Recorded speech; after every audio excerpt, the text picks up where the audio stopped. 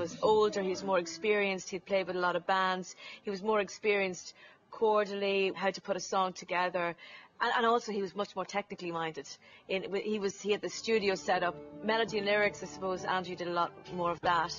We were all still quite young, like, I mean, Andrew was 16, we were still in school when we first started, so we were all just learning. Really, we were all learning together in a lot of ways. I was always dabbling with writing on the piano. It was only when I was only able to really launch into it properly when I got my first little recorder, a little Porta Studio, Tascam Porta Studio, and then I was able to start writing properly. And the idea of being able to overdub different parts onto a tape was just, it was heaven for me. I loved it. Jim just, I remember, collected all the gear for the studio. He'd rented a house very close to our family house in Dundalk, and I remember he had boxes on the walls for the soundproofing. I mean, it was a room, basically. All it was a room in a house, a very cold house for that matter. I remember that.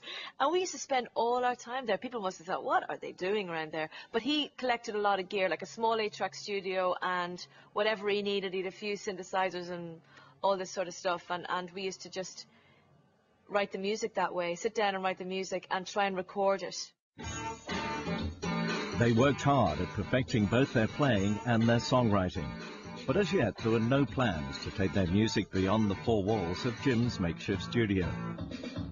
Then in 1990, the director Alan Parker was auditioning local bands for his new film The Commitments. Who are your influences? Barry Manilow. It was the catalyst they needed. The Corrs became a band. Okay, just tell the camera your name, can you? Sorry, tell the camera your name. My name's Jim Corr. This is the first time you've sung in public? Well, in public, yeah. Like, Alan Parker himself conducted interviews in the basement kitchens of the Waterfront, a well-known Dublin music venue. Caroline Corr. And how old are you, Caroline? I'm 17. Just tell the camera your name, Sharon, can you? Sharon Corr. I was terrified, just like, you know, I don't know, deer in the headlights, you know. I was really terrified. So was Jim. So was Caroline. Andrew was 15 going, I'm great. So she was, you know,